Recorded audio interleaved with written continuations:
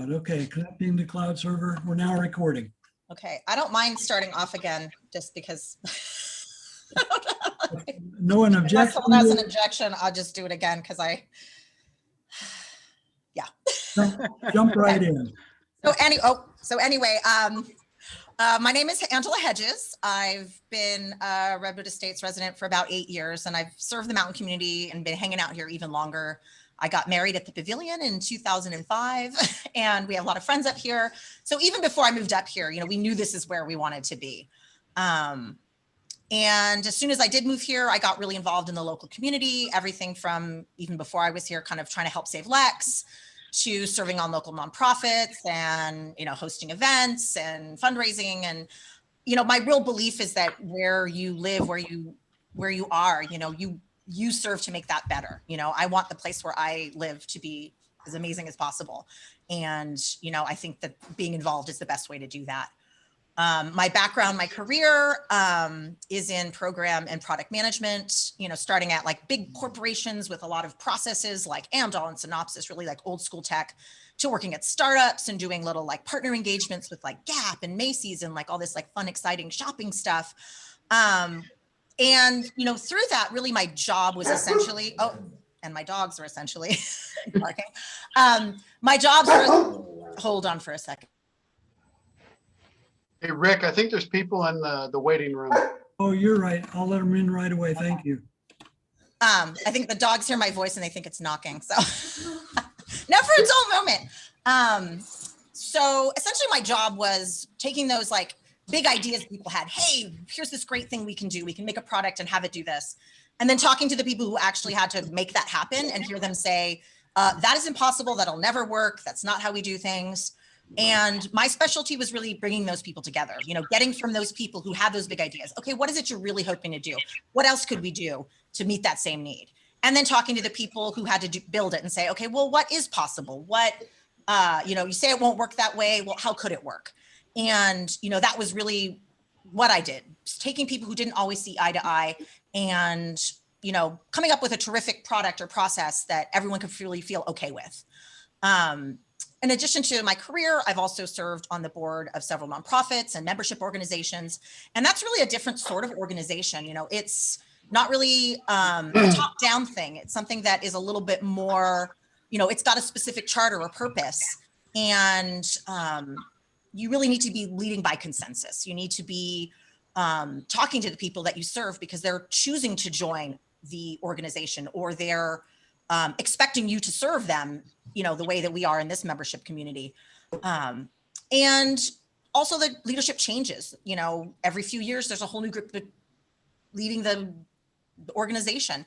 And so anything that comes along has to be something that the community really supports. If it's just one person's strong, passionate project, it needs to be something that can outlive them. So really what that means is really leading by listening to what people need, making sure that the support is there so that, in a few years' time, whatever great thing that we put into place keeps going.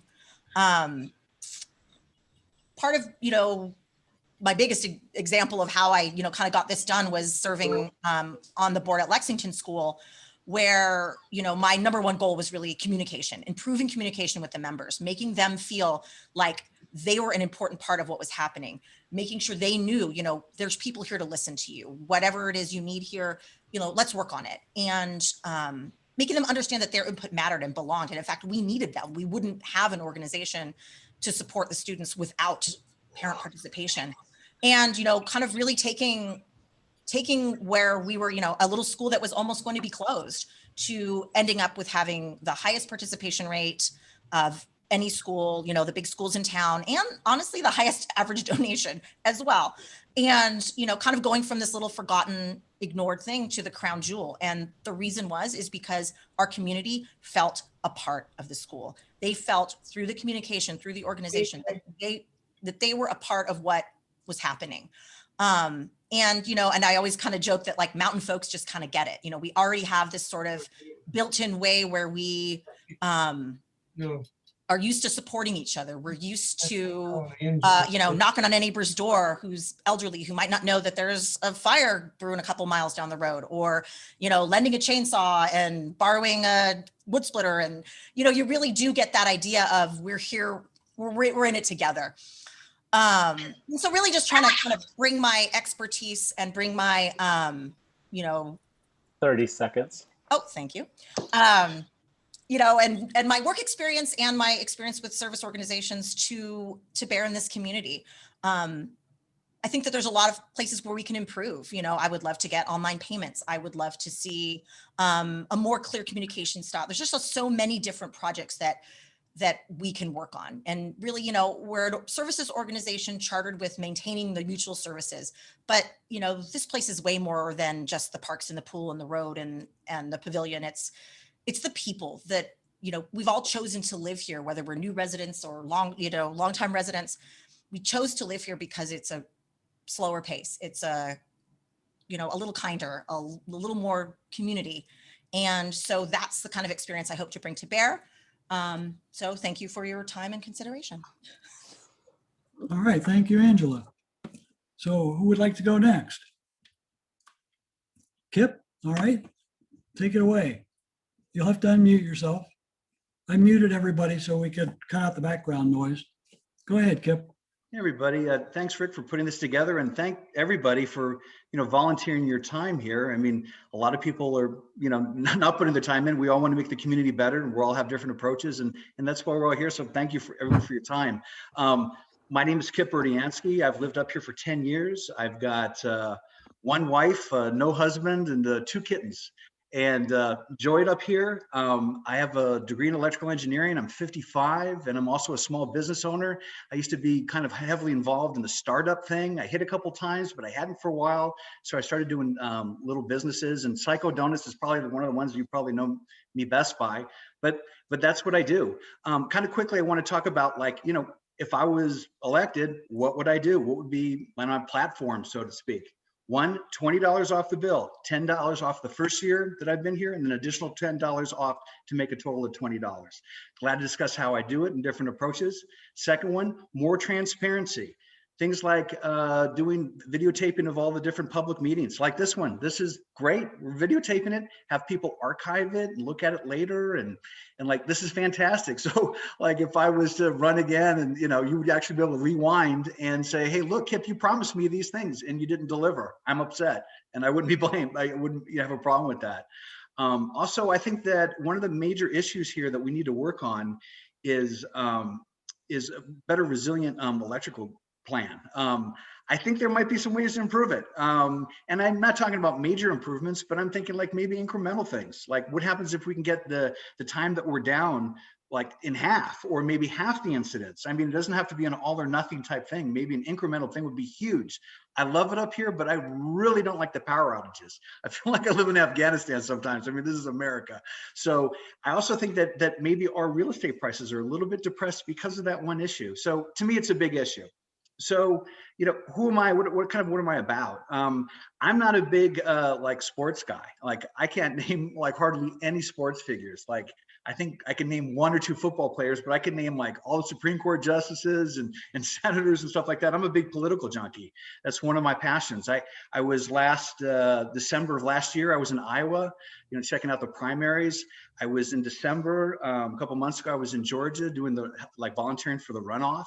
I'm very much interested in politics, and this is a political thing. I just find it interesting, just the whole self-government. It's sort of a give and take thing when you have a government, right? You're giving up certain personal rights for the benefit of a group thing. And if you think about it historically, we can go back to the cavemen, right? Where you had, for example, like someone who was saying, hey, you know what? I don't want to guard the women and children when we go out hunt. Let's have one of the warriors stay back. Okay, well, we're going to have to feed their families. So that means we're going to have less meat in the hunt. How many should we do? Should we have women dress up as men? All this theory, right, started off and it just continues on. And I find it an interesting subject. So politics to me is just interesting. So I personally, and I think a lot of other people here, have been shaped by American history. I was born in 65, and in 72 or 3, I remember having the White House, the Watergate trials on TV.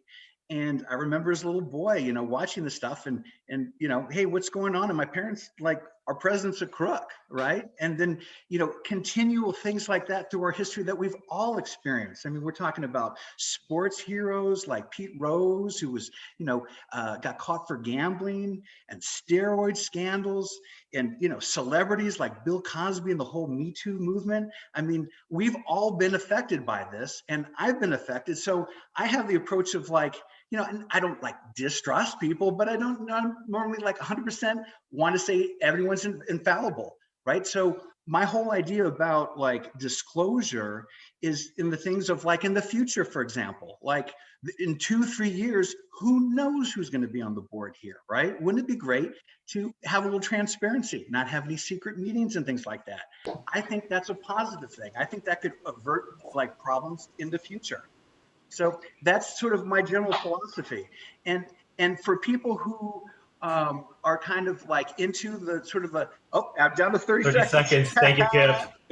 Any rate, yeah, so any rate, I just want to say that please ask questions about my positions in the Q&A point. I mean, test my logic. I'm a logic guy. So make up hypothetical situations and say, hey, Kip, what would you do in this situation, right? And I'm not going to like tease out and say like, well, I'm going to look into it, you know, I'll have to think about it later. I'll give you an answer what I think, because you deserve, when you vote for people, to know what they stand for. And that's my time. Thank you. Oh, it's now you got an alarm for it now, huh? Judy, you have a question? You have to unmute yourself. When's a good time to ask the question? After everybody gets a chance to talk. Okay, thank you. Yep. Who would like to go third? Sandy. There, I'm unmuted. Hi, everybody. I'm Sandy Burkles. I've lived here about 13 years now. Most people know me by my garden out front. And I've been attending meetings, so roughly off and on for about 5 years with RISA. Kind of got to know how they operate, know the people who worked on it, know that it's not an easy job sometimes. There's a lot of characters in our community, and that's what I like about it. We have a lot of artistic people, we have a lot of funny people, we have a lot of compassionate, emotional people. I just love it. We moved up here too because it's woodsy, it's beautiful, and it's not the city. And I would love to keep it that way. I would just hate to see it become a big city up here. And so we have small town, little community relationships. And I like that a lot. And I like being able to do one-on-one with my neighbors. I like being able to contribute to things to their lives that make their lives happier, at least, if not better. My background is a little sketchy. I'm kind of restless in my background. I'm an artist and a gardener. And I started out, interestingly enough, in television and loved it, loved the communications media. Learned a lot about communicating in there, and did some commercial things and that kind of thing, producing, but I got tired of it. It didn't satisfy me.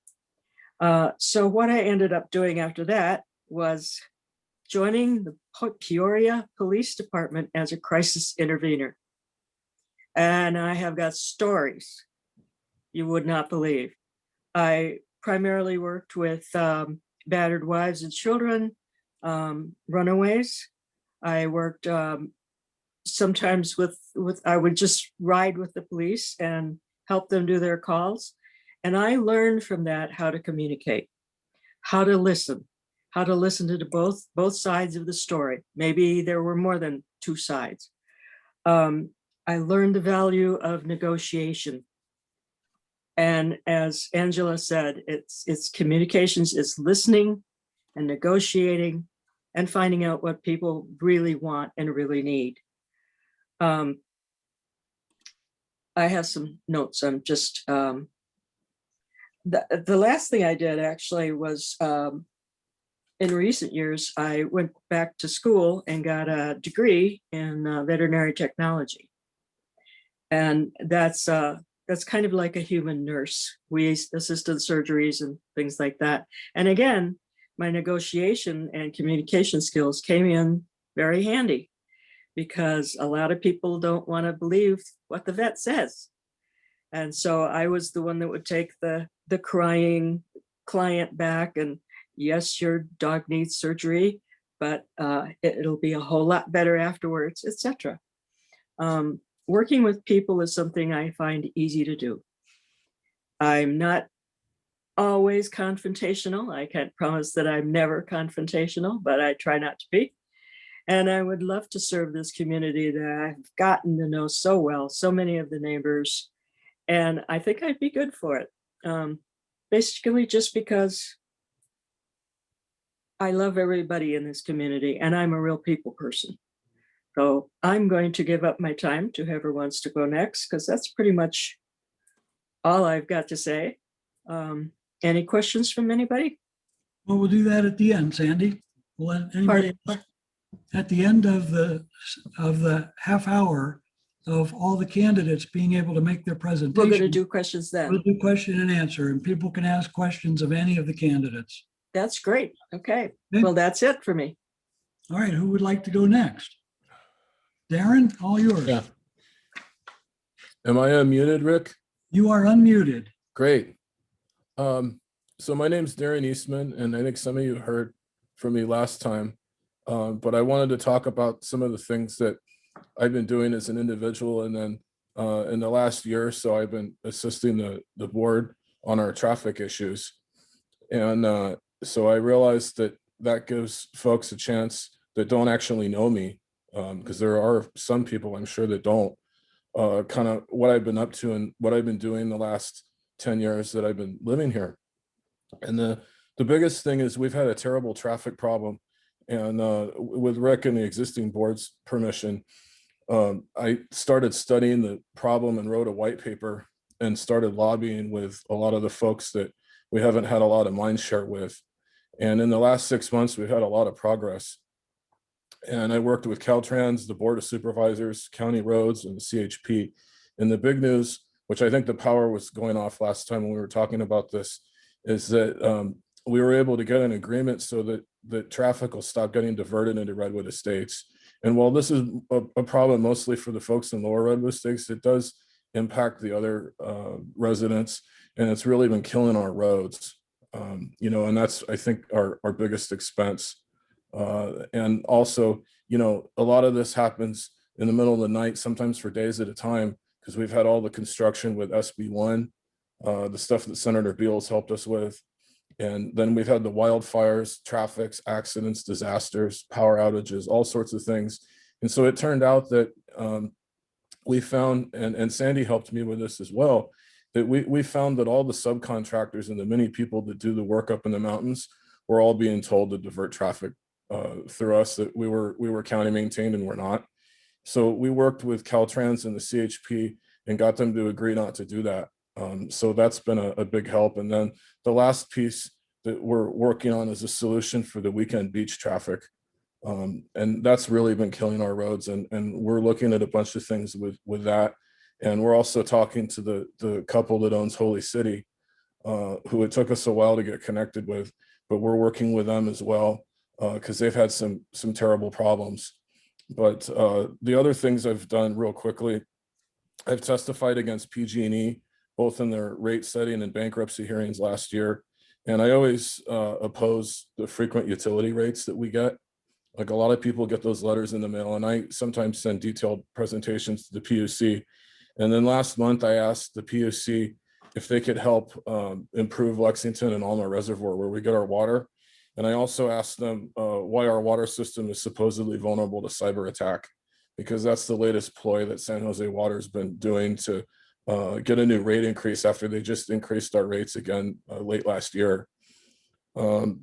So I think everybody has an area, and even in boards and big companies. And when I was at Apple, I was lucky enough to know the chairman of the board and watch some smaller companies that I've been involved with at the board level. And I think everyone brings their talents, like the other people I mentioned, like Sandy and Angela. And then you try and divide and conquer, right? Because it's a consensus. This isn't political work, which is why I like it. It's not partisan. And that's what I love about public service. So anyway, I think my legal and lobbying experience is really going to be valuable for us. And I'm really good at getting meetings with people that are impossible to reach. You know, and last September, I went and met with our congresswoman in Washington. I've been working to save our state animal from extinction and a whole bunch of other things. And I know Sacramento well. I've done day trips up there, and I've worked a lot with the people in the Board of Supervisors here. And some of my college professors actually ran and were in the California Assembly. So that's where I kind of got my start in college, like I was talking about last time. So I think that that's a place that I can really help us, is these areas where we get stuck and deadlocked, and we need an agency or somebody to help us out that's just impossible to reach. So cutting through bureaucracy and using my background in politics and law, I think is great. And by the way, I'd like to mention that I think it's great what Kip's done going to Georgia and helping with the election there. That's not the kind of thing you normally see people doing. But again, he's a mountain resident, so you almost kind of expect it. And that's really it. The last piece I was going to get, I guess everyone wants a little personal piece, is I first ran for the board in 2013, and I'd lived here about 4 or 5 years and was in my second house here. And I lost the election, and then my father died the next day. So, you know, sometimes we have tough challenges and stuff like that. But, you know, really, we've had a core group of people, including like Rick and Chris and my old neighbor, Chuck, who was president for a long time. And we've leaned on Ted, Nolan, we've leaned on those folks really hard. And I'm really appreciative that the neighborhood has not had a lot of terrible problems, and that we're in pretty good shape. So I'd really like to thank the folks on the current board and the past board. And that's it for me. Thank you. All right, thank you, Darren. Nice work, Darren. Who's next?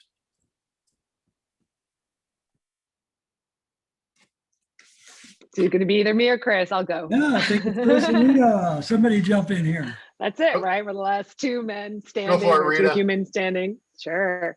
Well, first of all, I'm so excited to be running for the board. I kind of dared myself to do it, honestly.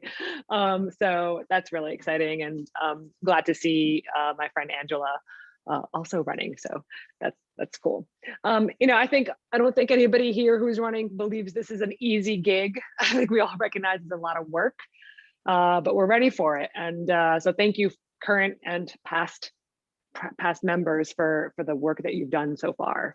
I have to say, I think I'm going to bring some fresh thinking. That's kind of what I'm running on, some fresh thinking to the board. New ideas to increase community participation. The word community and communication came up a lot. I've been working in communication, public relations, marketing, corporate marketing, high tech mostly, for more than 20 years. We'll just leave it at that. And really want to be, someone used the word transparent. One of the things I would like to get started with is getting more people to actually vote and care about voting for the board. I don't think a lot of people do.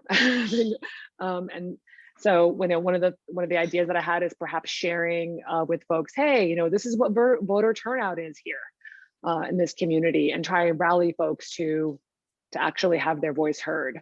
I don't think percentage of votes is actually the way to go, because we all know that's skewed given that different residents have different numbers of votes. I think it's really about how many households actually vote as a percentage of total households. That's voter turnout.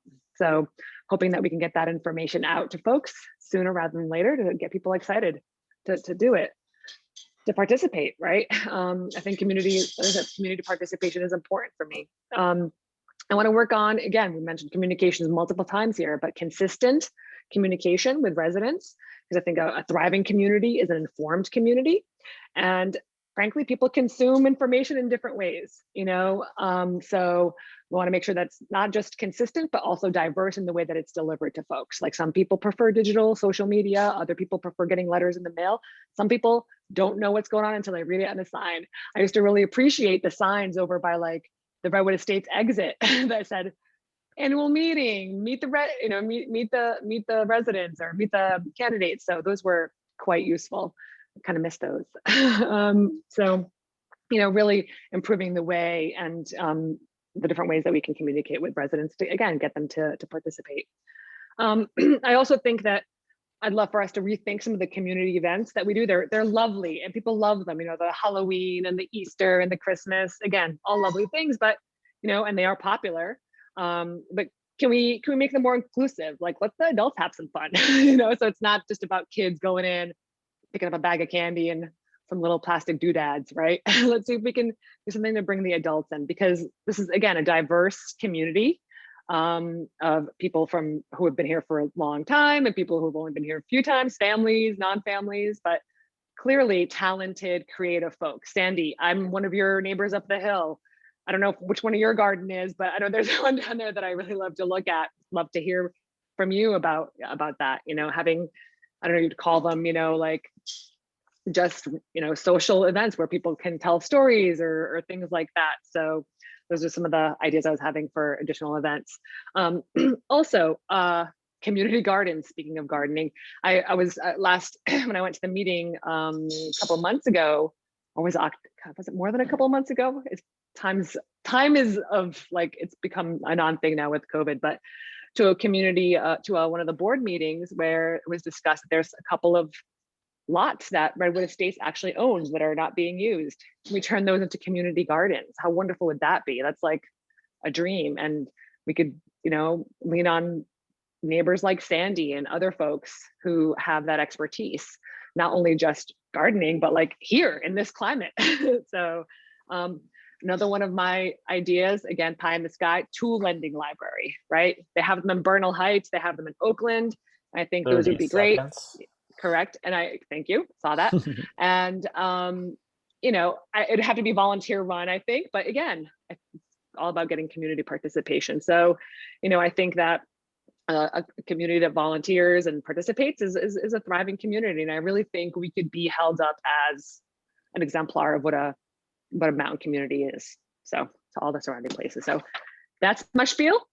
I hope that, you'll give me your vote. All right, thank you, Rita. And last of the six. Oh, by the way, I probably should have mentioned at the beginning, maybe you all know, and this is not necessary for me to say, but after our last attempt at doing this meeting, Robert Peterson dropped out. So he was running as a candidate and he saw the first couple presentations and apparently decided this was not the right time for him to run for the board. So he withdrew his nomination. So we went from 7 to 6. Given that, Chris, you're number 6. All right. Everybody hear me okay? Yep. All right. Well, first I'd like to just say that it's great to see so many people turned out to run to be on the board for RISA. In years past, it's usually a struggle to get people on the board. So it's great to see the turnout and people want to get involved. It's certainly a sign of an improving community. All right, so I'm not going to so much talk about myself, but more or less about my observations of my time on the board, and then a little bit about what I see in the path that we're kind of going down moving forward. So with that, so I've been on the board for 4 years, roughly 4 years. And originally my reasoning for joining the board was to help ensure the completion of the pool project. And it has been an absolute pleasure to be part of the board, and it has certainly strengthened my love of this great community. And over the last 4 years, my observations of the RISA process has proven that it is 100% functioning community democracy. Anyone saying otherwise, it's going to be because that person or people have not been involved, right? You get closely involved, you understand what we do on a monthly basis at our meetings, you realize, it truly is a democratic process. And within the RISA board, there is no overriding singular vote. Majority rules, period. So there's no any one particular agenda that gets pushed through ahead of anybody else's. And as a group, you collectively debate and discuss and decide what the forward direction is. And so sure, as a board, we're not perfect, and things in RISA aren't maybe the best or the absolute best they need to be or could be, but we're always trying to improve the things that we deal with here in RISA. This is one thing the board has always set as a priority, and that's serving the community voice as it calls. The board is made up of 5 people with 5 opinions. And in order to maintain our integrity, it is important for all incoming board members to be open-minded to the views of others, and whether that's other board members and the residents. And then also accepting of the results if the majority vote doesn't fall your way. And that's the important side of it, right? Because you get your day in court, you get to debate, you get to talk amongst yourselves, but not everything will go your way, and you have to accept it. That's democracy at work. I can say from my direct experience and working with Rick, he has done a great job as the president, making sure that there is always time for open discussion on existing or new topics that are brought to our table. For those that know Rick, they should know that there's not a disingenuine bone in his body, and it doesn't mean he has strong opinions about things, but I honestly believe his direction and course is true, always straight. And my objective, if reelected, is to ensure that we maintain a high and improve on the high level of integrity and transparency that the RISA board already offers the community. So for the community members that have taken the time to log into this Zoom and get to know your voting options for this election, I applaud you for your efforts in tuning in and getting to know us. I have to say that this election process certainly has a different look and feel than in years past. And maybe this is a result of some of the circus-like political environment that we've seen on the national level, on the national stage. But either way, what I'm seeing is a little bit concerning when I see the RISA election process starting to go down a similar path, specifically on social media. And I'm a little worried about that. I'm particularly concerned that there's people in the community that who have never been involved in the RISA process are starting to spread a very toxic and false message to our community. I hope that the residents, on this Zoom and or on the message boards understand that this message is not based on fact or any kind of actual evidence. Personal agendas, secret meetings, fingers on scales, claims of nepotism. Please understand these are all smoke and mirrors, which I believe are part of a self-serving strategy.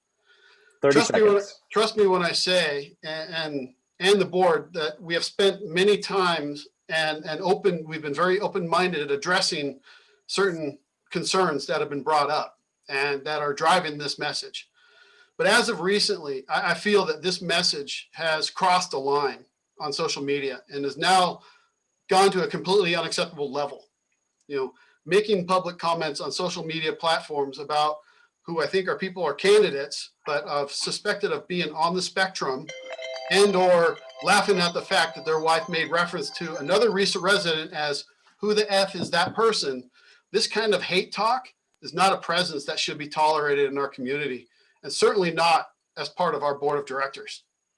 I encourage any RISA member to initiate a dialogue with myself or the board to table any concerns, questions, or change that you would like to discuss or have the board visit.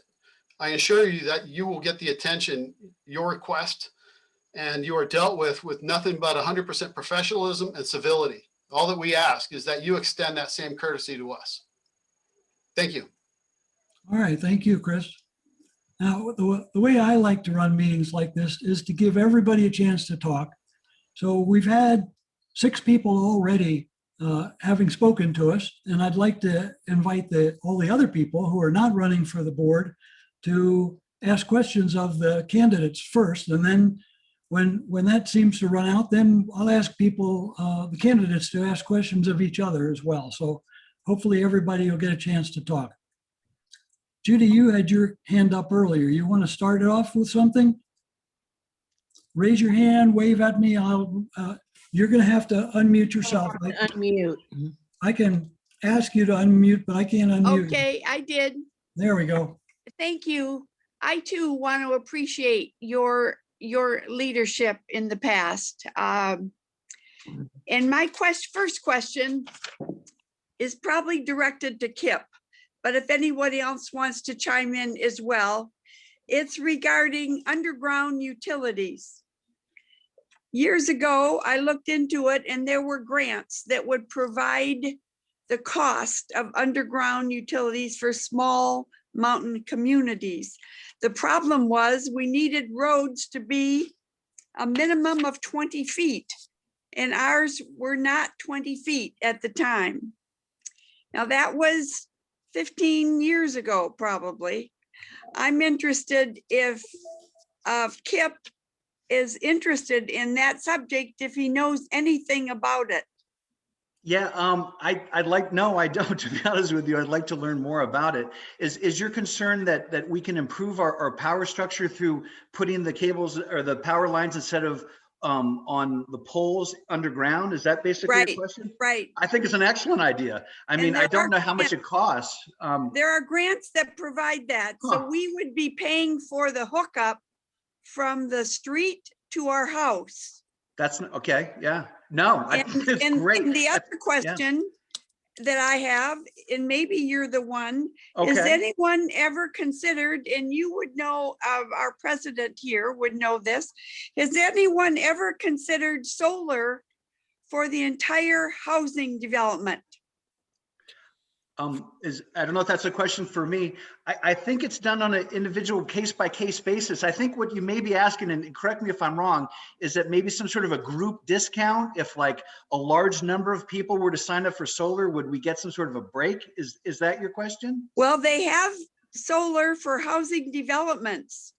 And Oh, I okay. wondered if anyone was interested in that, or if we had to go for members, you know, more members, therefore more of a discount. If you had any interest in such a move.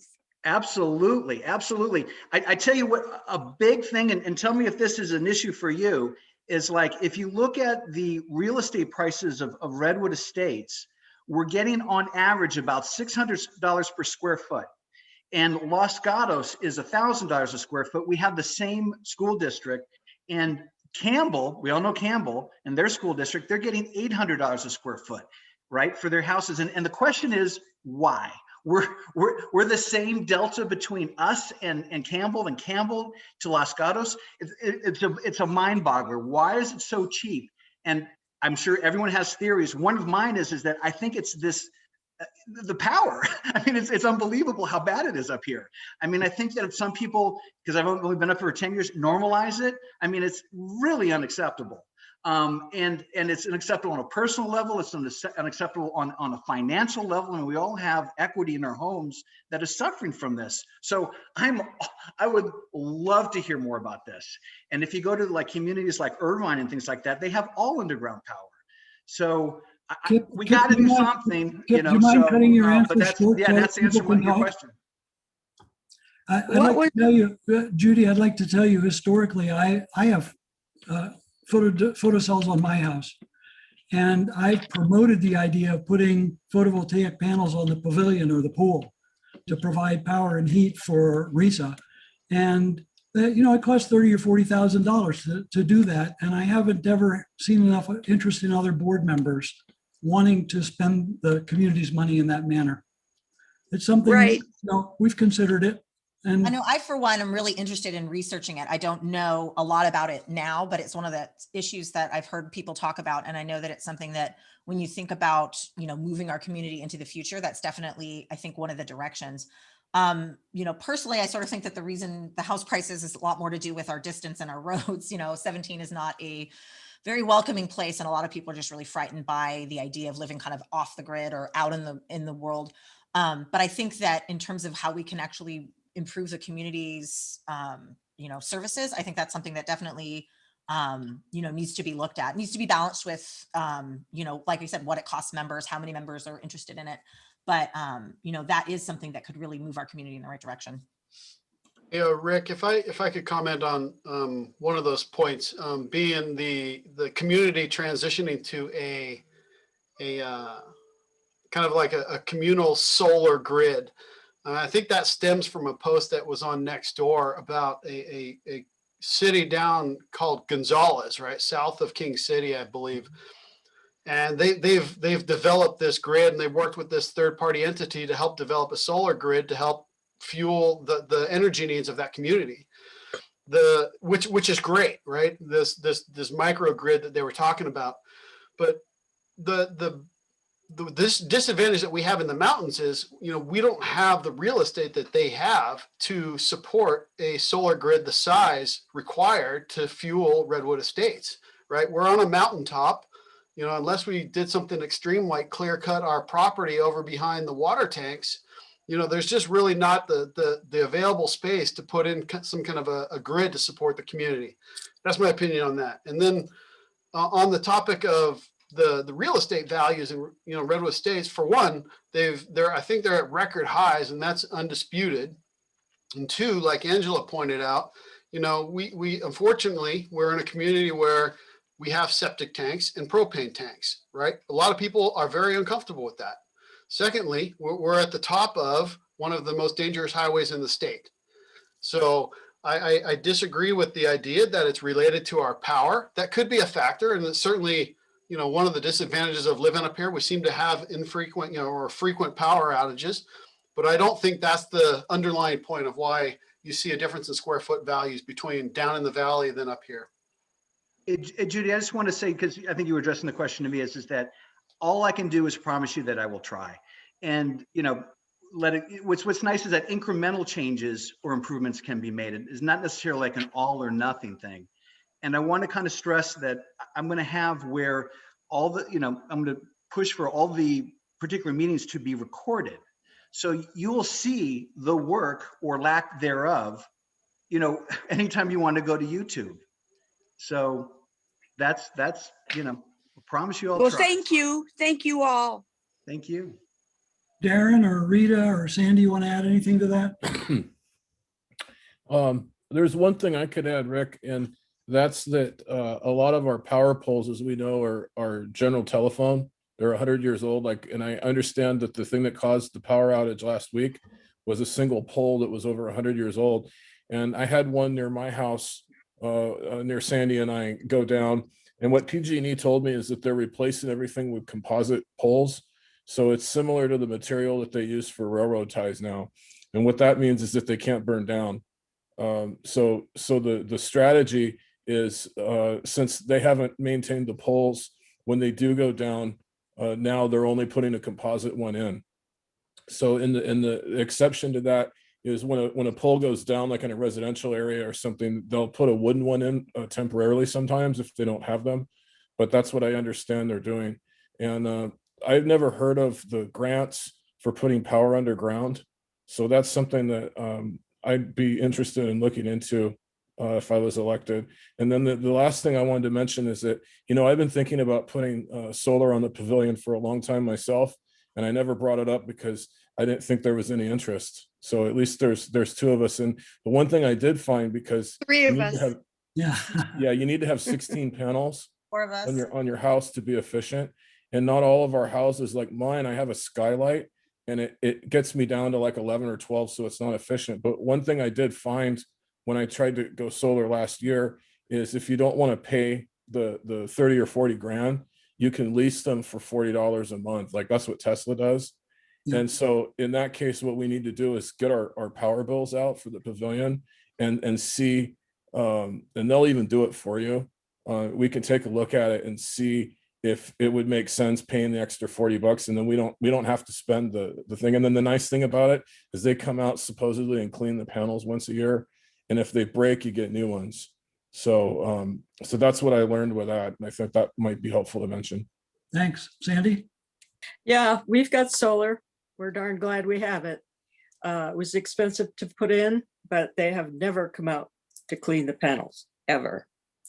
So it's give and take. However, we put batteries in the garage. We have two batteries, and they work pretty well when there's an outage, but only so long. And I have always wondered myself why we don't have more solar in our community, let alone other communities in California. We got to maybe talk about this. If I'm elected to the board, I think we should talk seriously about it. I also want to thank Kip for bringing up so much interest in board elections. I think I have to give him the credit for that one. Thank you. He got right on the button there. And I also wanted to thank Rita for her ideas about a community garden and a lending library. As a matter of fact, I forgot I was going to talk about a lending library. I've got thousands of books I could give. And I like those kinds of ideas. Those are very community-minded ideas. But I like the solar. Let's work on the solar if we can, see what we can get done with that. All right, let's go with more Q&A. Elaine, Oh, okay. Rita, did you want to just post? Oh, I was just going to say, we have solar here. So I'm all about, you know, making this place more green. And yes, like everyone else, I think it's something to be discussed. Okay, great. Thanks. Go on, Can I say Elaine. Elaine, Okay, thank you. I was on the board for 6 years. It was during the time we were beginning the building of the pool. My understanding was on this glorified garage that we built, and the pool is gorgeous. I'm very proud of it. But we were going to put solar to help run the things that are needed to run the pool. And I was kind of surprised, not even kind of, I was shocked that it didn't happen. And I don't know why. So I think, you know, definitely gets plenty of sun. There's no trees around. So, I mean, I think it would be wise to tell people why. The other one is I am concerned about, well, we've always been concerned about beach traffic going up Highway 17. We are in an urban wildfire area, and should we have something like that, car catch on fire, whatever, I've been up here for 45 years, we're toast if we cannot get away. And what happened when we had a fire several years ago, around 4 or 5 years ago, that ran up the back of Redwood, Oak and then Redwood Drive. It ran up that way, and Highway 17 was still open for traffic, and it was totally blocked. These are things that we need to square away with Caltrans, absolutely, and Highway Patrol. And the other thing about voting is we are a charter. People own, and you don't find out about this until you're on the board, but there's some things that people are proposing that are actually against our charter.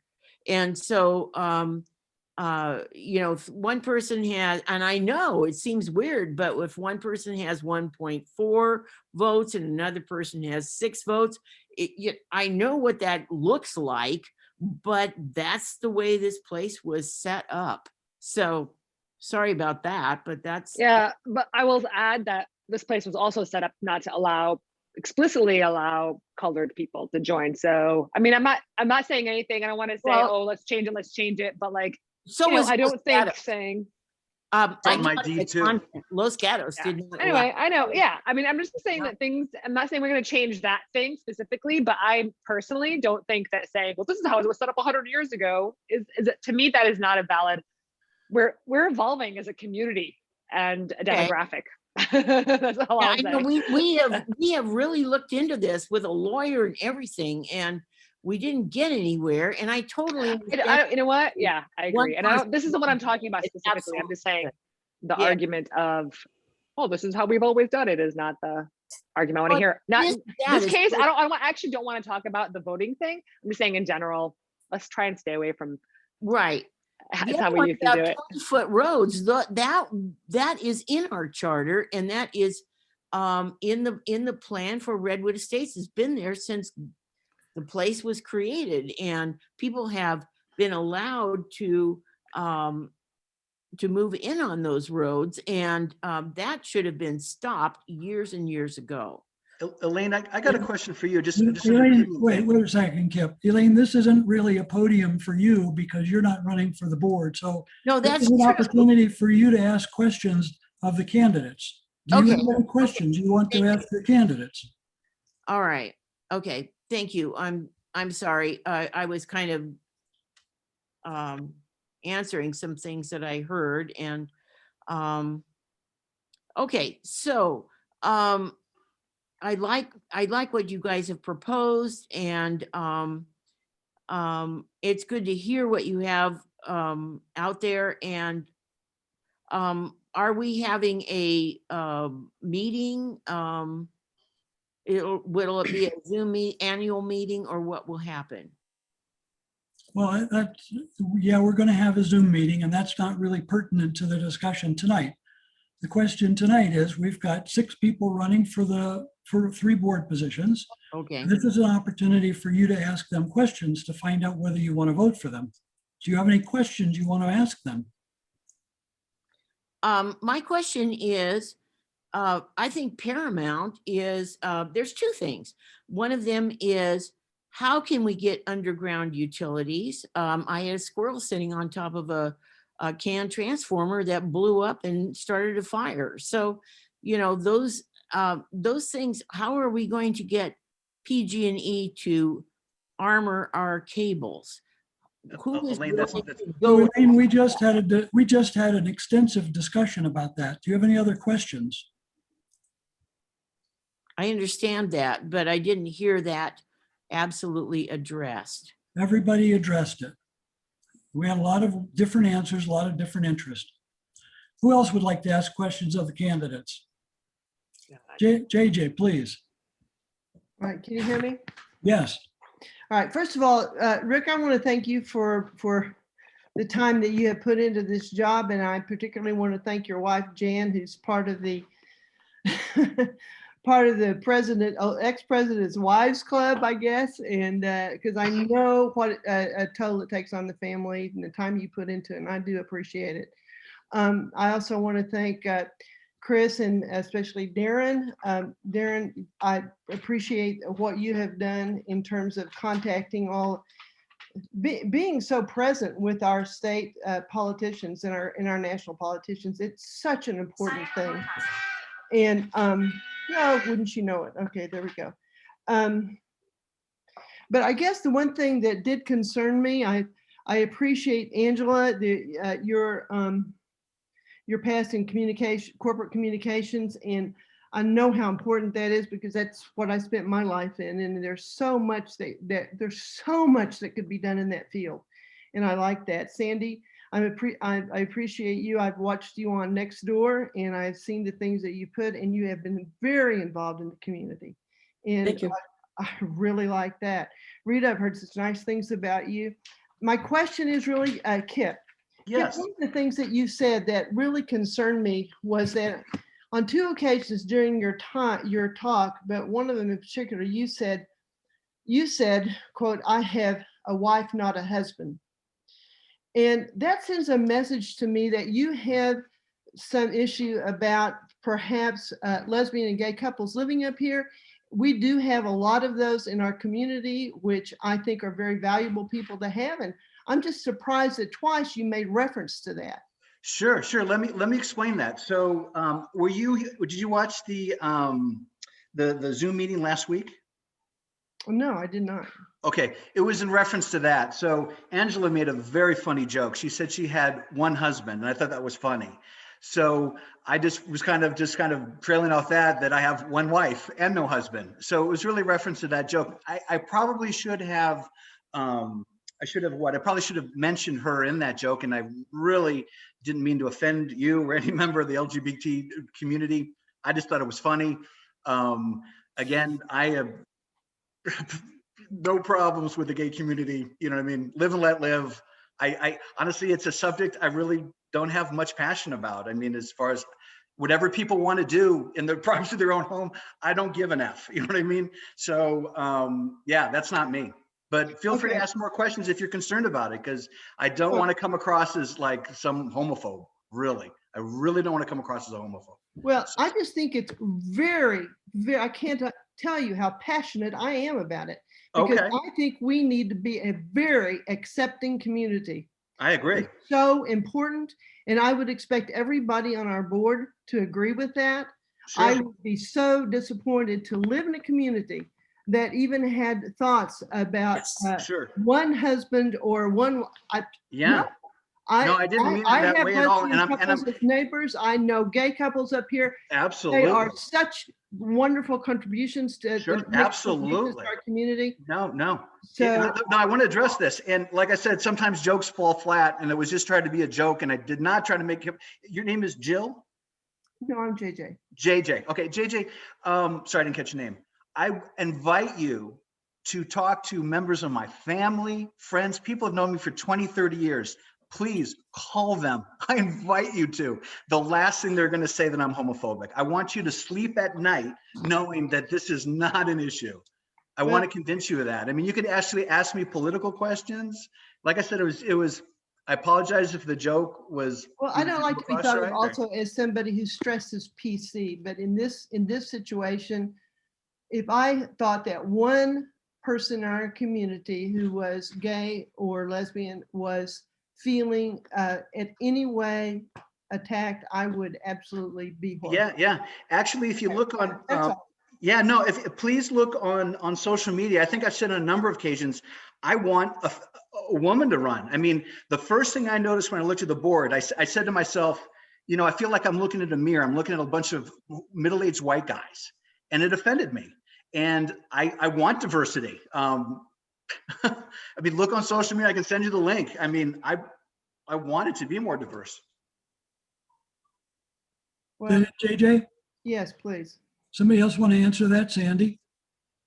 No, I just, I'm familiar with JJ, and she's very, very concerned about the community, and I appreciate your comments just now. It's very important to include everyone in our community. Exclusion is no longer correct or wanted or needed. And I really thank you for mentioning that. The other thing I wanted to quickly mention, though, there was a quickie question about Highway 17. My friend Darren and I have really taken the brunt of a lot of people who were not happy about the fact that we want to keep beach traffic from 17 off of Redwood Estates roads, period. We don't want to block anything off. We just want to regulate it. And that's all I got to say about Highway 17, but we've been working on it for a long time together. And I think we've come up with some interesting ideas. And please, nobody take offense at the signs that are up on Oneida Court. If you live in Redwood Estates, and we even say the mountains, go through them, use the streets, they're yours. I'd like to know, Phil Schuyler, you'll have to unmute yourself. Yeah, just making sure everybody's done. I can move on to another subject. It's not about. Yeah, I think it's time. Yep. Okay. Yeah, thanks for putting this together. And I definitely want to thank everybody for running and stepping up. I think this is, in the 6 years I've been involved in the board, I think this is the largest turnout of candidates. So that's really wonderful. Okay, jumping right into it. So first question, I have a question for Kip and Rita. So I'll just go in that order. So Kip, you said that you intend to reduce RISA dues by $20 over the course of 2 years, and that sounds totally wonderful. Thank you. Fortunately, over the last 6 months, your threats of litigation and unreasonable demands caused the board of directors to spend in excess of $15,000 in legal costs. Regardless of the outcome of this election, you intend to change your approach with the board of directors. Well, sure. So, I mean, you're talking about legal fees that you guys decided to do. So do I have a time on how to address this, or, I mean, do I have a time limit on this question or not? Well, I'd like you to keep it short. Okay, Give everybody a so, I chance mean, to talk. this is a long drawn out thing. So basically, it's gonna take a few minutes to answer this. There's something called Davis-Sterling. And what this is a set of laws that apply to common interest developments. And essentially, we're a common interest development, and there was a question of whether that applies to us. Now, certain members of the board says it's not, and they had their attorneys based on that. And I have some attorneys in my family says it does apply. Now, what is Davis-Sterling? This brought up a lawsuit. This is all about this. So it's a set of rules made by Governor Gray Davis and another congressperson to protect members of common interest developments against abuses. That's the purpose of the law, okay? It was developed in the 80s, and those laws are out there. Now, I think those laws apply to us. People on the board don't think it applies to us. So we went down a path of having people actually from Davis-Sterling attorneys volunteering their time to determine and give the opinion of whether that applies to RISA. So they said, yes, it does. And some members of the board didn't take that as enough evidence, and they wanted to go forward. So now we have a problem here, right? We have a group of board members that say that Davis-Sterling doesn't apply, and there's a group of other people that do. So how does that get resolved in the cheapest way? It's an interesting problem, okay? Because should it go to a municipal court, which is expensive for everyone, or should it go to a small claims court? Small claims court, that's cheap, right? So what I did to have a judge decide this, because this is really a case, and please ask questions about Davis-Sterling a lot. Give me a lot of questions about this.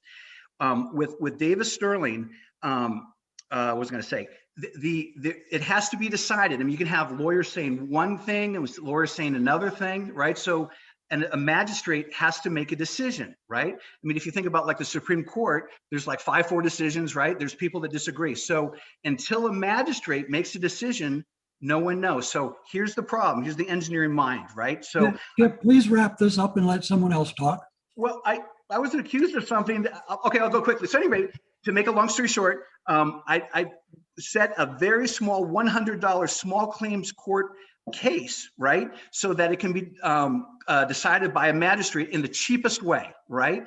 So, and if, for example, I was to win it, this is just to have a judge decide with Davis-Sterling. I wasn't even donate the $100. It's a small claims for 100. So I asked who wanted to be served for the small claim thing.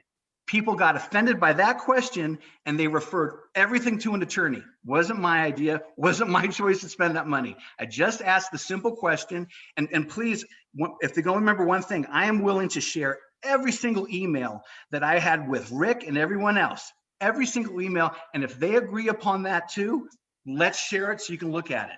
I'm completely solid on what I am here. So it's just simply the cheapest way to determine Davis-Sterling, and ask more questions.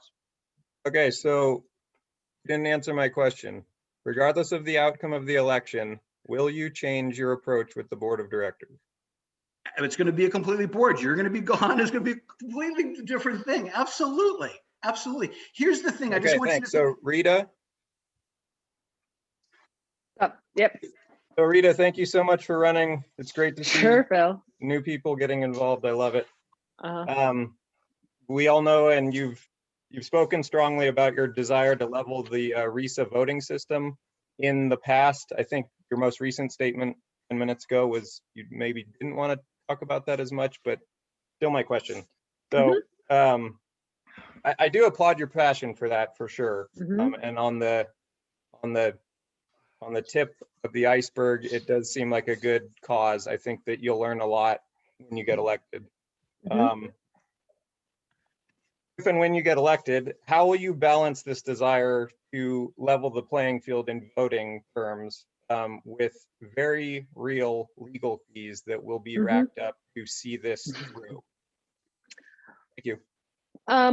You know, I think it's going to require some research and some creative thinking, honestly. You know, I think I've had people respond to me like, why does it even matter? Who cares? The board will listen to you. They'll do what you want, whatever. I've heard people say that to me. And I'm like, yeah, totally get it. There are folks on the other side on principle feel that it is unfair that people pay the same dues yet have different influence. And that is actually a core thing. That is actually an issue. So I'm not suggesting that like somebody who has 17 lots pay $1,700 a month in dues. That's absurd. But I think examining what, without, breaking any laws or having people to like, tear up their old deeds and rewrite their deeds and any of that kind of stuff, ways to even it out. Perhaps examining the HOA due situation, perhaps thinking like, hey, maybe we like write an amendment where, each household only gets one full vote. And if you have 17 votes, each vote is worth 1/17. I don't know, right? I think this is something I would want to discuss with folks who have been on the board, who are on the board, and people who are smarter than I am on ways to fix this, but really brainstorming some ways to solve this problem. So because at its core, it's that we're all paying the same amount of money. Different people have different influence on. The thing that is the most influence is the board, right? This is the one thing that people vote on. So yeah, that's kind of what to think about. And so if people want to feel like they're represented, right, as they want to see a board that represents them, that looks like them, or even, thinks like them, then, they might want to make sure that their influence is the same as everybody else's. I don't know. That's kind of that's what I think about it.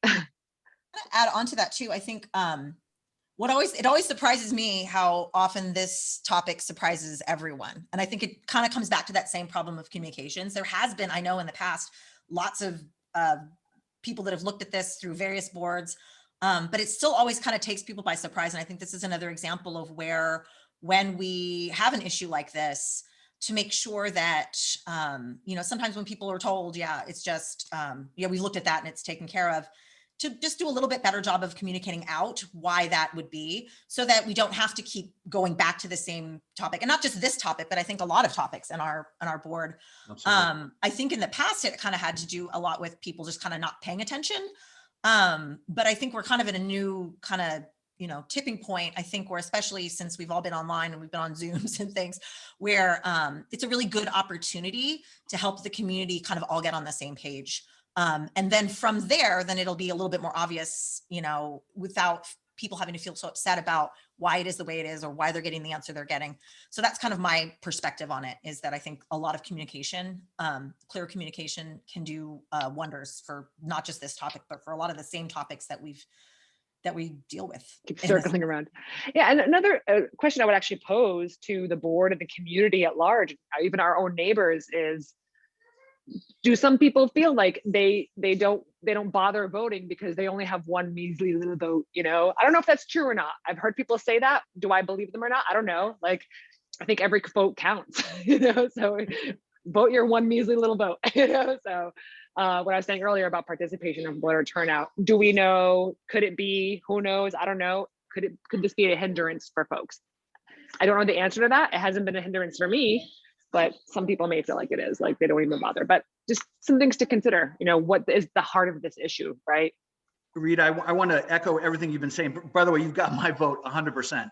What I like about what you're saying is basically, just because we've done it, this way for how many years, do we have to continue it? Can we even just say it's a difficult problem? Why don't we just try? I mean, you know what I mean?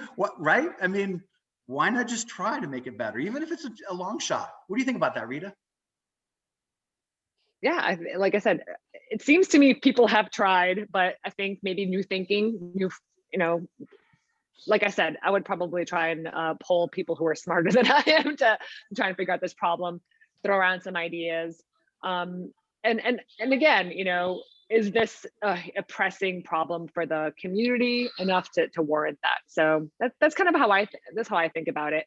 I have no idea. I've never been on the board, so I don't know. Like, there's probably some things I don't know that are in play here, and I'd like to learn about them. But I don't think, for me, I still would want to try and solve this problem. And if it turns out we can't, without spending hundreds of thousands of dollars, then, you know, let's figure out a workaround. I don't know. I think we try and figure out a workaround. I don't know what that workaround is, so don't ask, but I would, again, work with my fellow board members to figure it out. Chris, you want to jump in? I think I agree with everybody. The big hurdle in front of us is that we've got this set in concrete in our bylaws. And, you know, the questions that I think about is, and what we've heard from the past is that it requires 100% voting acceptance from the RISA shareholders or lot owners to make a change to the bylaw that we're talking about. And, you know, do we set ourselves up for any kind of future litigation if one person doesn't agree with that? I don't know, right? But you know, if reelected, I certainly support the idea of revisiting the process, because I do see the imbalance that the current voting process has. And, you know, I like the idea of one house, one vote, or, you know, every check mark is tallied based off of that, not based off the total number of lots that you own. So I certainly support that. Just so you know, if anybody wants to talk with me about that in some other forum, I'm happy to engage with you and give you the history and explain why we are where we are, but I don't want to use tonight's time for that. Yeah. Anybody else? I have a question. I have Yeah. a quick question. We've been talking about spending money. And Kip mentioned reducing our dues and so forth.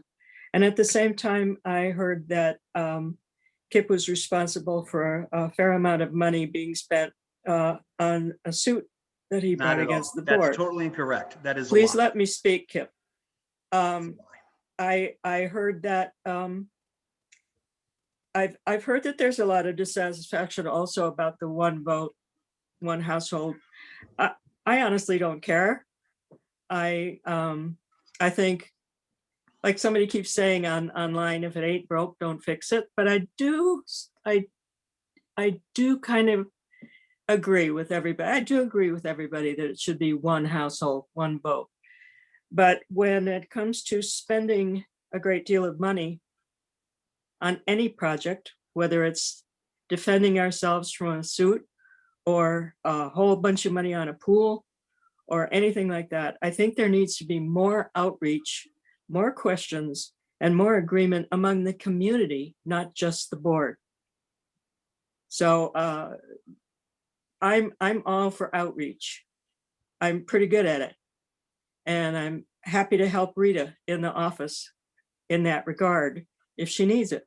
Outreach is very important. And one other thing I agree with Kip about is I think we could use a little fancier, a little more informative website. It's easy to do. Easy to do. Just a couple things with the one house, one vote. I agree that with everyone there's a problem. I just want to make 2 points. One is, I don't know if it's really affecting anything. I mean, that's a great question, right? Is the vote outcome different because of that? And there's a simple way to do this. Just tally the votes and just see, is it affecting anything? Because if it's not really affecting anything, maybe it's not that high of a priority thing. If it is affecting things, yeah, I think we should change it. So I'm a data guy. You know, you're gonna, if you deal with me, you're just gonna hear like data. Also another thing is, this is just a way to look at it. When we hear like, oh, a lawyer in the past said blah, blah, blah, that was an opinion. Might have been right, might have been wrong. You can get 5 different lawyers saying 5 different opinions. I've definitely learned this fact. So, you know, there's just something to consider, just to sort of put a pin in it. So, you know, it's inherently unfair. You know what I mean? I think we all have a visceral reaction to this. So, you know, I would personally like to take a shot at it. I've actually talked, I have lawyers in my family. There's different ways to attack this. One thing is that you don't need to change the bylaws. You don't need to have like 100% vote. That's not correct. It's just a majority. It gets changed all the time. I think Rick redid it in 2010. I don't know what was in cause of that. If you look at the bylaws, it's something very interesting about we can do anything except being a credit union. I don't know why that's the one restriction in our bylaws. We can't be a credit union. Love to hear what the story is behind that, but it can be changed. And I'm looking into this, but I think there's ways to have people sort of normalize their votes so that everyone would have one. And if they don't, I think I don't have the law in front of me where they would have to pay like a fee to have multiple votes, which of course no one want to do it and would normalize it. What I'm trying to say is there's more than one way to skin a cat on this.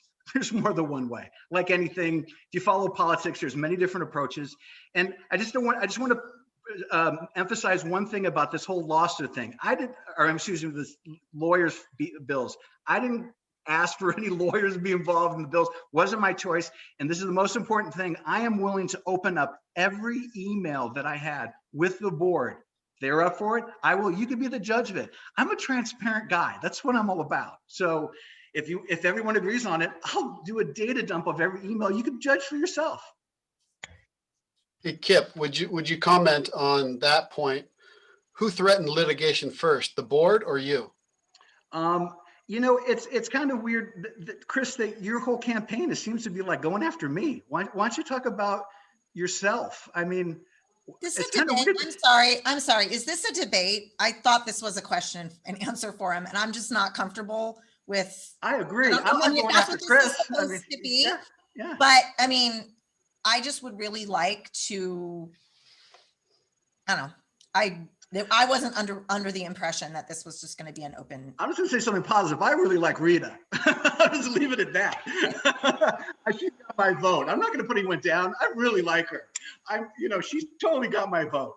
Does anyone else have any questions for any of the candidates? I have a question. I actually have two, if that's all right. My first one actually is specifically to Kip, only because I get the Next Door Digest. Sure. And you've spoken about transparency, and I think Absolutely. a couple other candidates have spoken about transparency. However, I got a Next Door post that was, I don't know, a little more loaded, probably given our circumstances right now and you running for the board. I'm searching for it because I can't find the title right now. And I went to open it and I noticed it was deleted. And I know, Rick, you had commented and a couple other people had commented, and then you deleted it shortly after. And so I do know that you are being earnest, I'm assuming, and being transparent. However, this is not the first post that I think that you've posted to the community and then deleted. So it seems a little contradictory. I don't recall. I mean, if you give me the specifics, I can address it. Sorry. Here's the thing is that I think what you're saying, Katie, and I've never met you and I don't even know what you look like. I know, sorry. My house is small. And is if you think about it, why would the sneaky guy push transparency? I mean, I'm pushing for like no secret meetings, right?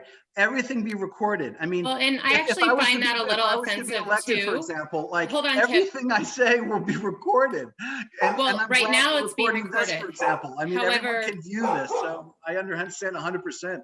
I actually feel it's really, I'm challenged with some of the information that I've heard tonight, and I guess I'm a little. It's concerning that you are implying that your community is holding secret meetings. They are holding secret meetings. That's not true. I don't believe that's true. And it's really disappointing and I guess a little out of touch. Wait. Let's go real slow because I want to be 100% accurate. Do you think that there is not secret meetings occurring? Is that what you're saying? I don't believe your claim. And I don't believe that there's evidence to support that. Wait. I'm a data guy. I just want to go real slow. Are you saying that you don't believe that there's secret meetings? What are you defining as a secret meeting? It is a non-public meeting where the board gets together and decides things, and there's no record of who votes for what, opinions, dissent. I'm gonna assume that there's I mean, what would they be voting on in our community that pertains to our roads and our public Everything. buildings and pools that would be done in secret? I mean, you can ask Rick if there's a secret meeting. I mean. No, there are not He secret just meetings. said there was not. This is done in open board meetings, Kip. So like, for example, so they are on, so you're saying everything that's voted on is done at the board meetings. Is that what you're saying? Like for example, there was someone who, and this is the classic case, there was someone who was, there's like a vote of misconduct or vote of maltrust, and they were trying to get rid of an employee, and it was all done in a private meeting, and then it got out and it was public. Because it's an employment relate. If it's, I mean, anyone who's been on boards or has done anything in a public sector understands that there are closed board meetings to deal with private issues that are not public. So anyone dealing with any sort of employment that's not public. What That's Kip is, private. Like, what Kip is alleging, Kip, if you let me, what Kip is alleging is about a meeting that happened about 6 years ago. I was not on the board at the time, and I complained loudly and strongly and verbally about the meeting that the board had, and the board retracted the action that they did in that private meeting. The board realized that the meeting that they had was inappropriate, and they retracted every action that they took in that meeting and started over. so they Yeah, and reconcile. I can verify what Rick's saying because my neighbor was president of the board at the time. And that was my doing, because I jumped up and down and shouted and yelled out loud and complained about it. the And board one said, other "Yep, thing we agree. What we did was wrong. We'll start over." Thank you, Rick. But Kip, I did find your post. It was about the, you had posted to next door about the, you speaking with the Santa Clara County Department of Roads and Airports regarding our roads. So that was the one that was deleted. I mean, and it's fine. I'm just pointing out that, you know. Yeah, I mean, if I get elected and you're going to see so much transparency, it's not even going to be funny. Well, and I think we also have to understand that, you know, Zoom is hopefully a temporary situation we're all in due to the pandemic, and recording things isn't necessarily going to continue. My other question was for, I think it's probably Sandy and Darren, who have done most of the advocating for our roads within our community. And I guess my question is I really empathize with your situation in Lower Redwood Estates and your roads being used, but speaking with other people in our mountain community who are not just part of Redwood Estates, I'm wondering how you guys can continue to not ostracize our greater mountain community with your advocacy for our roads. That's a great question. And I think like a few of the other issues we talked about tonight, we probably could have breakout sessions just on those things alone. And the traffic thing is complicated. The white paper that I wrote that the current board has a copy of, I think was 26 pages. And it took a lot of research for us to understand that we'd had a lot of misinformation, which seems like a common theme we're talking about with other issues tonight. And one of the big discoveries I made, I mean, we all know that the roads are private and we own basically to the middle point of the road, each person's home. And there was a misconception that some of the roads in lower Redwood Estates that we would close them. And that was not the case. It was a misunderstanding. And what we found is that if you look at the Caltrans District 3 map, the right of way for the public only extends to Redwood Drive. And the only reason for that is simply so motorists can turn around on 17 without breaking the law. And this answers the bigger question of why a lot of people wonder why we don't have more businesses in Redwood Estates. And that's because they couldn't advertise. And essentially the businesses that we have are purely interfacing the residents. And so when you look at the right of way map, if you go up to say Summit or down to Hebbard or some of the other streets, what Caltrans did in the last few years is they used eminent domain and they took over those roads just for the turnarounds. And again, this is solely so that the CHP can get one side of traffic over on the other if there's an emergency. A lot of the time this happens with landslides and fires, like the fire that Lane, I think it was, brought up, that almost took out half our community. It was a simple car fire. And so really the right of way is open to everyone in the mountain community, and none of our streets, with anyone that I've talked to, we're not going to close access to anything. What we've been talking about is the general public doesn't have a right of way, and that's people that don't live here. And again, I think that explains why our community is rate limited, and we don't have thousands of homes and huge amounts of infrastructure. And so we looked into this a little further, and the director of county roads also confirmed that, and looked up all of our roads to see what was county maintained and what wasn't. And so the county has been one of the folks that's been trying to help us, because it's a unique problem. And in one of the studies that I've done on Sandy and I Street, we had more traffic on Saturday than Sundays than they have on Lombard Street, and they're charging $12 a car, or they were going to. The San Francisco Board of Supervisors nixed that. But really, it's a longer answer. I don't want to take a whole lot of time, but I do appreciate the opportunity. I know Sandy probably does too, because there is some confusion and misinformation last year going around when we were working on this online. And no, there's never going to be a time that you can't drive down any of our streets. And one of the things that we're looking at too is the connection with Summit Road, because the folks in Upper Redwood Estates could just as easily have the same problems with one improvement project. And with all this, yeah. So does that help answer your question? Yeah, I mean, I guess my bigger concern is there. I mean, I am in Upper Redwood Estates, and there are Redwood Estate members that were they were approached aggressively by probably residents who live on those streets, and ended up not being able to drive on the roads that they also contribute to pay for. They were asked to show IDs, and I do know that people use our post office and Nanos, and I empathize. I mean, I live on Summit, so my deck went from a place to enjoy to listening to a nonstop barrage of cars from 5 to 9 Saturday and Sunday.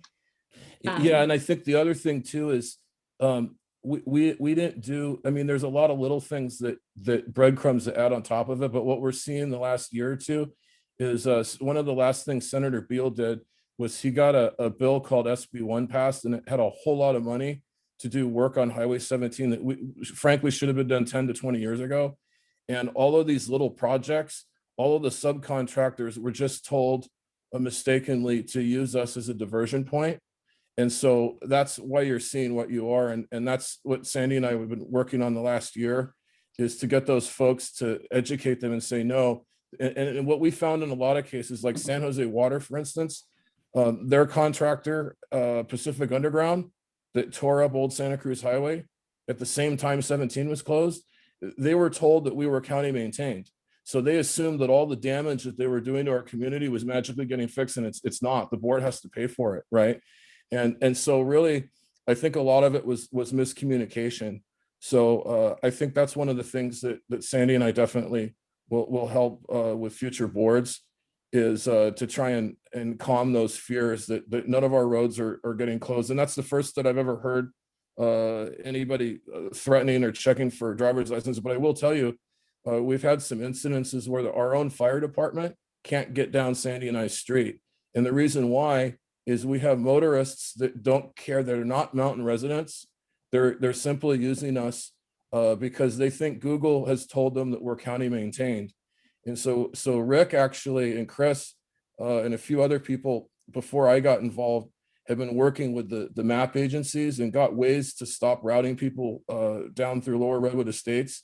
But we're still I live down here too, and that actually, the Waze thing really angered me, because it told even me when I was looking home to go home, it was telling me to take a left on Wild to Wild, cross 17, and I did not want to do that. I'm sorry, gang. Like, I emailed Waze and I said, or whatever, I went to their customer service. I'm like, please please take this off, because anytime I check traffic coming home from work, it always wanted me, I couldn't tell if it was because there was actual traffic on 17 that it wanted me to take this dangerous left-hand turn off 17, or because someone had gone to Waze and changed our roads to private. And honestly, like, I was offended and I was PO'd. I don't want my guests to not know and make a left turn on 17 and get killed. So Like, let I me don't ask you a know. question, because I Yeah. think there's only about 7 or 8 people right now that in Redwood Estates that really know this. Mhm. I didn't know this until you mentioned it. Now, how many of you understood that Holy City Road was illegally created and was never created by the county and is not maintained by Redwood Estates? I did And, not know that. yeah, Never and a that good, either. now understand, Rick's tried to help a lot of this, but about half my property is on road that's falling apart, that's not maintained, and we can't use RISA dues to fix it, Why is that? even though I live in Redwood Estates. So Because it's illegal. The Don't same thing own as it. getting that's red right, Owned by flags. it's an somebody illegal else. easement. It's Yeah. it's an illegal road.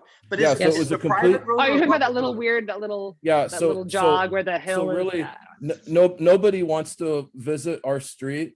They really want to visit Holy City Road because they just want to go to Old Santa Cruz Highway to get around traffic. That's the real answer. Are you on a private road or a public road? Private. So it's private and it's not So county why maintained isn't it paved then? I don't understand. because it was illegally installed, and we're not exactly sure who did it, but it happened around 2003 overnight. Who's and- preventing the upgrade? I'm just curious, who's preventing the upgrade of the road? Well, the road's illegal, and the people that own Holy City now weren't aware of this when they purchased the property. And it's my understanding that they don't want it there either. So we're working with them on a solution for that. But I think the consensus I hear, and the problem with the mapping services, is that they all copy each other, and everyone copies Google. So Apple and Waze copied Google about 6 years ago when they did. And by the way, Google named Holy City Road, according to the county director, it has no name at all. Darren, Google- I'd like to stop this Yeah, thanks. conversation and go back to question and answer. Does anybody else have any questions? I have a question for Katie. She's still on the line? Is that appropriate? Yeah, I don't think so, Kip. Okay. Those are supposed to be questions of the candidates, so we can learn more about you and what you're up to. So anybody else want to question the candidates? Yeah, Zeb. Hey, thank everyone for running. Just one question. I would like everyone to just briefly have 1 or 2 sentence answer. What do you want to change in the next year? Something that's actionable and that we can actually achieve. So I'll start with Kip because you're front and center. Zeb, thank you for that question. It's funny. It's the exact question I have for all the other candidates. I'll answer that question and 2 other ones. Why Yeah, 2 me? sentences. Remember, Kip, 2 sentences. Like I want Okay. to get this over in like 2 minutes. Yeah, sure. The question is what's the number one task I want to do? Is that correct? Correct. Yeah, improve the power. Improve the power. And actually make the county pay for, I take that back. Make the county pay for some of the stuff here, because we're paying county fees. I want them to pay for some stuff. I'm going to hit that hard. Number one, that's it. All right. Okay, Next up. who else? I would like to see more outreach. More outreach from the board, more outreach from neighbors who, like Darren and I, have been working together to help the community understand everybody's problems or concerns or whatever it's a road or the electrics. And I have to say, I'm one of those really ticked off people about PG&E. Or anything else. Outreach and information is most important to me to Awesome. get to the community, no matter what it's about. Cool. Thank you. Yeah, I agree with what Sandy says. And one idea before we got this great question here is that it's been going through my mind is a few of these issues. I think we should have breakout sessions. So we're not using like a whole board meeting per se, and we can dive into just one topic and we don't have to worry about rate limiting our time. Because I think it's great that we're getting a lot of interest in these issues. But one thing you have to remember, a lot of these issues have been dormant in the community. And then what's happened, particularly with the pandemic, is they've exploded. And so now people are interested, and we're hearing, and I think that the people on the board could probably correct me if I'm wrong, that I know in past years, the board's always struggled to try and get all this good feedback. So I think we should continue it and encourage it and try and have breakout sessions so I think really I see two things. I think the power issue and the traffic issue are things that we could both do separate breakout sessions and have meetings far in advance so everyone can come and talk about it and we don't have to worry about the constraints of other issues. And then we can make sure everybody's heard. And I think already we're seeing a lot of More than two information just from sentences. this. Yeah, I'd really love to hear from Rita and Angela as well. Cool. Thank you. I mean, similar to Sandy, I think more consistent and diverse ways of communicating to the community at large is the one thing that I think we can get fixed in a year, hopefully less. Cool, thanks. Yeah, mine is similar as well. It's, definitely better communication. But I think specifically, it's not just the one way of communication where the board is letting people know things, but that two-way communication where there are a lot more opportunities for people to voice concerns, because the board meeting isn't always the right forum to do that. And they're often not very exciting to attend, but there can be other types of sessions where, because when you look at it, the heart of a lot of these issues is just people not knowing, people not understanding. And so to me, that's kind of at the heart of every other issue, if we're going to solve any of the other issues that come up or do anything new in the future. Great, thank you. And I think Chris and don't know who else is.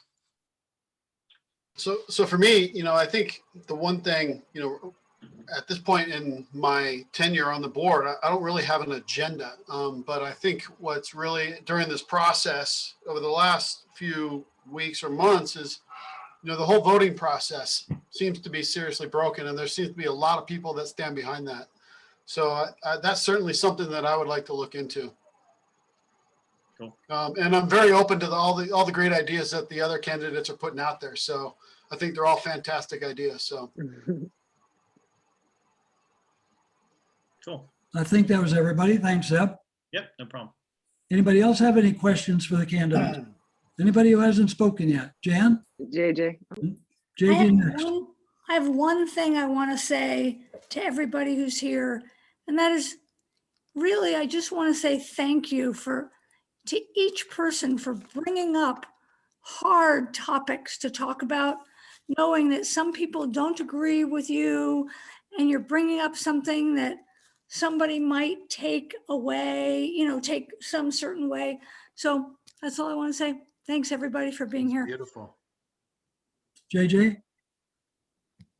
I've lived up here for 45 years. My house was built in 1945. My husband was the president of the board, and so I feel like I do have an insight to what it takes to run this community. I just want to say that we have a history here that almost, unless you've lived here a long time, you may not really understand. And it's the history of the community, and the bylaws especially are so important. I hear people say things that, oh yeah, we could do that. It would only cost us $150,000 in legal fees. There is so much to know and understand. The people who have been on the board, I am sure, Chris, it'd be interesting to you and Rick to say, are you surprised at what you learned after coming on the board, at what you didn't know and what are in the bylaws and what it takes to run this community? It is astounding. So I would like to hear a commitment on the people who are running for the board to say that they are willing to sit down and slog through the bylaws and the history that has made this community what it is, because it is so important. If you don't understand the history, then those mistakes will repeat themselves. And given the open nature of this community, there's plenty of opportunity there to make mistakes, and I would like not to see any of them repeated. So that's my question. That, Good point. In my last, in my tenure on the Lexington board, that was a question that came up time and again. And it was something that I think surprises people, even that are serving on the board, how much you do have to be beholden to those bylaws and how careful you have to be about the decisions you make and how they're made. so that with every misstep, you can invite legal action or, any such thing as that. And so I think that that's where the community consensus piece really does come into it, understanding that history and understanding, what are the objections going to be? And if we're trying to address something, just making sure that, you are starting from a place of not just what you want to do, but what is possible to do, what the organization is chartered to do. And if changes need to be made to those bylaws, which they can, in lots of ways. And if it's, articles of incorporation versus bylaws, there's just a lot in there that you do have to approach that very carefully. It's not something that can happen on a whim, and it's not something you can just do without thinking about all those repercussions. And so definitely I'm committed to looking at that. It's kind of what I do when I get into an organization, because it is about, we're a unique organization where you are looking at, the present, where we're going to be in the future, but also trying to really honor that past and where we've come from. Thank you. Anyone else?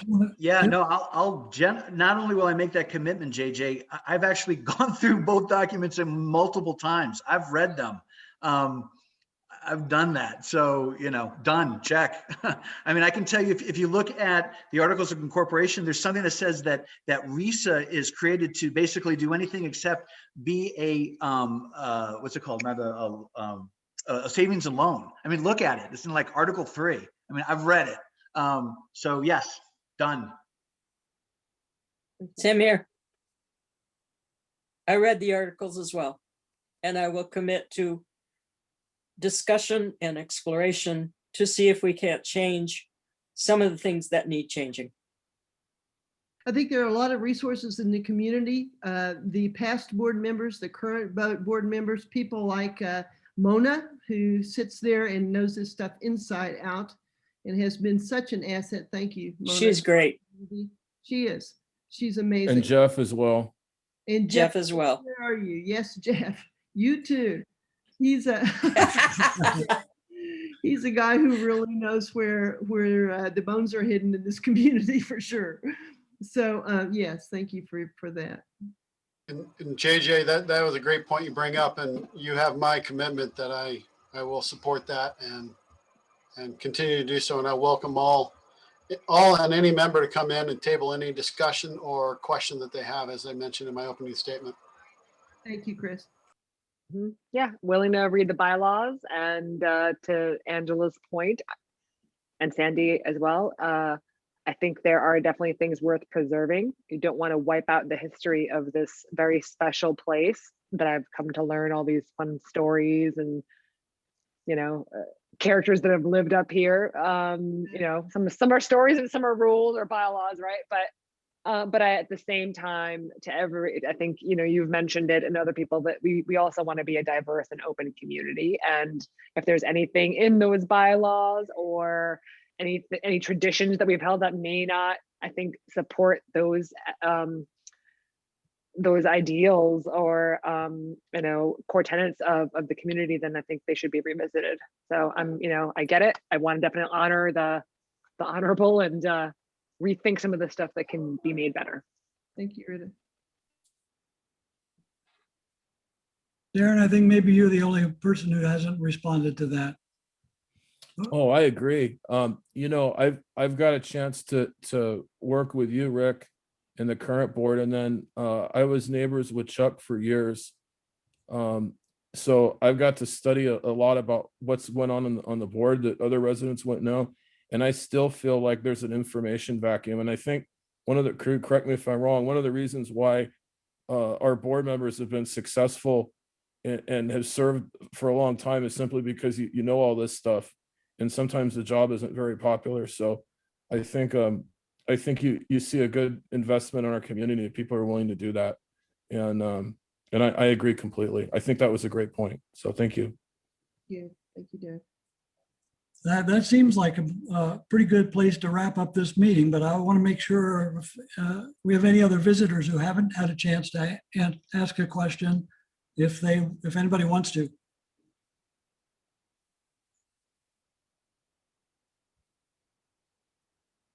I think not. So one of the things I proposed earlier was that if the candidates wanted to, you could all make a short statement to, as a conclusion, a summary. If you'd like to do that, I just ask you to keep it to about a minute.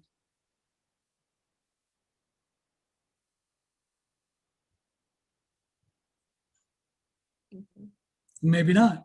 No. We might be talked out. I'll You know go. what? Even Hey, you know what? Rick- Sorry, if I'm not elected to the board, I'm gonna be hounding you guys for my community gardens. I want a community garden. I want a tool lending library. Yay! Yeah, Rick, thanks for the opportunity. I would like to make a closing statement. And like I said earlier, I appreciate the fact that there's so many people on this call and involved and paying attention and bringing up a lot of good topics, right? You know, most of our board meetings is generally like driving through a ghost town. There's not many people that show up except for Sandy and some of the Oneida Court crew, and they're always welcome to come. But so it's great to see the participation, and I hope to see more of that in the future. But I'd also like to, you know, extend something to Kip to say, look, you know, if you're elected or not, I do hope we still have this extended olive branch for communication and collaboration on the improvements that you want to make, because you do have some good ideas. You know, as I've said before, is sometimes the approach is kind of a little bit of question. So if we can work that out, I welcome working with you and continue to do so. So I appreciate a lot of the input. Yeah, and I I have like no, Kip's. yeah, I'm I sorry, go like ahead. I like Kip's energy and he just And- has a lot of gung ho. I like that. Thank you. Let's keep the lawyers in the courtroom and let's deal with our problems on our own. Yeah. Yep. So, and I'll branch out to Chris too. I mean, the whole idea is I really honestly believe everyone on this call has RISA at heart. I mean, why would we be out here spending our time to do this if we didn't care, right? It's not logical, right? So there are different approaches. You just look at Washington. I think that all those people care, right? They just have different approaches, and we have to respect one another. And it's about going forward. I just want to, government 101, since we're being recorded here, and this is going to be archived, hopefully it'll be recorded, is that, check back on me, in a year or two. Here's the promises I'm making again. $20 off the bill, right? $10 the first year, $10 off the second. If I can't get it done, I'm going to quit. I'm not going to waste my time or yours. Number two, more transparency. All information about voting will be out there. If there was a 3-2 choice vote, who's the 3, who's the 2, why did they vote that way? And basically more resilient electricity, right? And getting after the county to pay their fair dues. We're paying a lot of money in county bills. Those are the things I'm going to run on. And when I come back, if I was to run for a second term, I'm going to hit those bullet points. I did those things. And if I don't, I won't run again. That's my closing statement. Who else? If I could just say one thing, Rick, I was really inspired by the community garden idea. I mean, we had a lot of great stuff from this meeting that I think we could do breakout sessions on, but I think the magical thing about that is that it brings everybody together. And we have kind of 2 segments of folks. We have young or retired folks that don't have children, and then we have people that are starting families up here. And I think that's something that brings us all together based on nothing other than a common interest, and that's what it's all about. So I think that was a great idea. Thank you. Anybody else? For my part, I think that, there have been so many great ideas, and, the type of communication that we're looking for in a forum like this is just like hearing how many people's ideas and concerns and how many people are learning things for the first time. And so I guess where we go from here is just sort of deciding, among all the candidates, who do you feel is going to do that best job of being able to kind of bring about that consensus? Because I think that's the most important thing. In an organization like this, you can't push it through with a fight. You really do have to bring people together to get things done in a way that leaves the community intact at the end of it. So, but kind of like, no matter who, I always say my line is, no matter who you vote for, please do vote. And that I think is the most important thing. Yes, tell everybody to vote. Yeah, thank Tell you. everybody to vote. Tell everybody to vote. Tell everybody to vote.